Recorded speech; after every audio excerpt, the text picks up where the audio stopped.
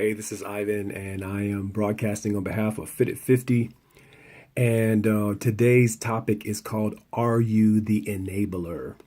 Have you ever watched one of those shows where they do what is that called? Intervention. And basically, all the people in a person's life show up. The person is somebody addicted to alcohol or drugs, typically, maybe even, addicted to being overweight. And all the people show up and they try to confront the person and tell them, hey, you have a problem. We love you. We want to help you. Inevitably, in every one of these situations, there's a person called the enabler. There's a person that's unwittingly helping this person to stay in their addiction. When I watched, I put my glasses on, this glare is hurting my eyes. When I watched this show called My 700-Pound Life, I love that show.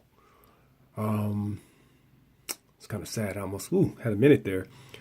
In many of these shows, I'm looking at a person that's 800 pounds sometimes. They can't go to the store. Some cases, they even need help getting out of bed. So who's buying the groceries? Well, she'll be mad at me if I don't get her what she wants. Well, you keep giving her what she wants, she'll be dead. And now that sounds kind of serious, and usually I try to keep it light on Fit at 50. But it's so important. Are you the enabler? Are you buying the groceries? Are you looking at the other way when the person is overeating, when they're, have too much grease and fat in their diet? As they steadily keep going downhill health-wise, that's not love. I know we say for better, for worse, sickness and in health, for richer, for poorer. I know the scripture says love is patient, love is kind, love keeps no record of wrongs. But the scripture also says the kisses of a friend. Well, I need to look that up. The wounds of a friend. Yeah, it talks about a real friend is going to say something to you in love. It may not always be pleasant. It may even hurt sometimes, but it may. But that's a genuine reflection of love. When we tell our kids, I've got 5. We tell our kids, look both ways before we cross the street, or they try to take a step and we jank them back. We're doing it to save their life. I might have gripped their arm kind of hard to get their attention or to keep them physically from walking out the street when they're not listening to stop. But I did it in love. There's sometimes when we have to tell people, get out, kids or whatever, love you, but you can't do that here. That's no less love than telling someone, baby, we got to do something different. Man, we got to do something different. If you're a friend, or sweetie, we got to do something different. I'm just not going to sit here under the banner of love and watch you eat yourself off the planet. I had a loved one I'm thinking of that I just refuse to buy those groceries anymore. You're a diabetic. I'm not going to the store and buying groceries for you anymore. Not buying that stuff. You want that stuff, you got to make that trip yourself. I'm not going to have that on my conscience. Don't mean I don't love you.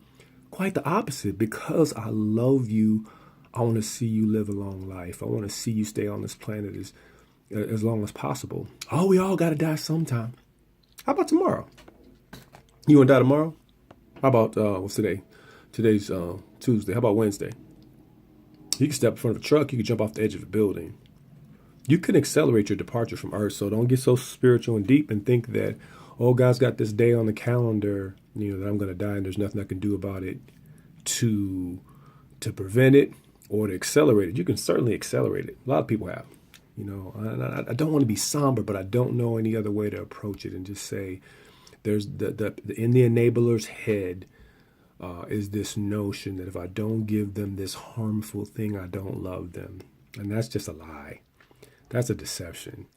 Because I love you, I'm going to confront you with this harmful thing that you're doing. Some of you would easily confront somebody that was smoking cigarettes or doing some other harmful thing like drugs or something like that. But when you get to the point of obesity and, really ignoring your diet when you have diabetes, when you have high blood pressure, it's the same thing. It's a self-destructive habit that's out of control. And you just have to ask yourself, am I the enabler? Am I the person that's helping this in some way? My old pastor used to say, one of my old pastors used to say at the funeral, people say, oh, God took them. He goes, no, we need to be honest and say them cigarettes took them. And I know it sounds harsh, I keep apologizing for it, but maybe I shouldn't, because if somebody were, messing up the money in the house, we might jump on that. There's other things that we are more serious about, but for some reason we laugh, when somebody eats, overeats sweets or, eats too much greasy food and just keeps going down this conveyor belt to shortening their life. It's a serious thing. I'm not saying it's going to be easy. It is not.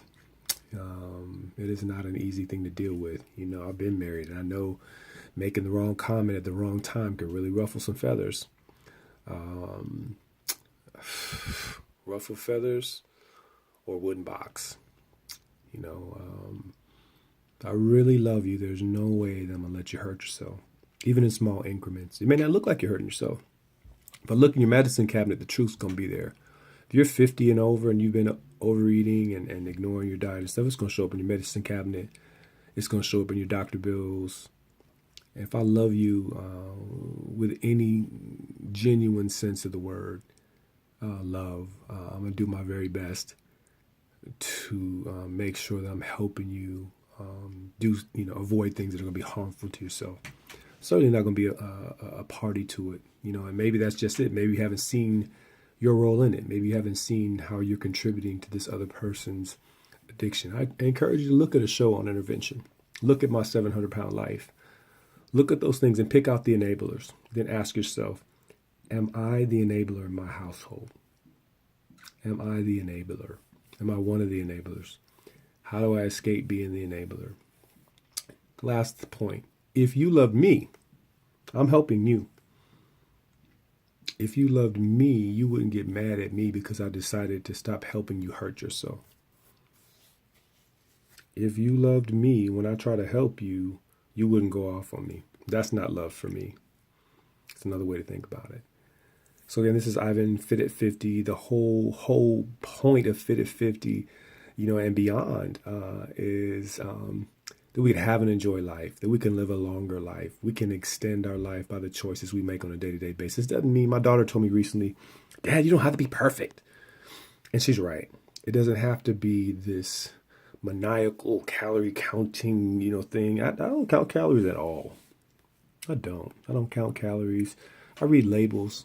I eat what I want to, but in moderation. What I eat, I control what I eat and not the other way around.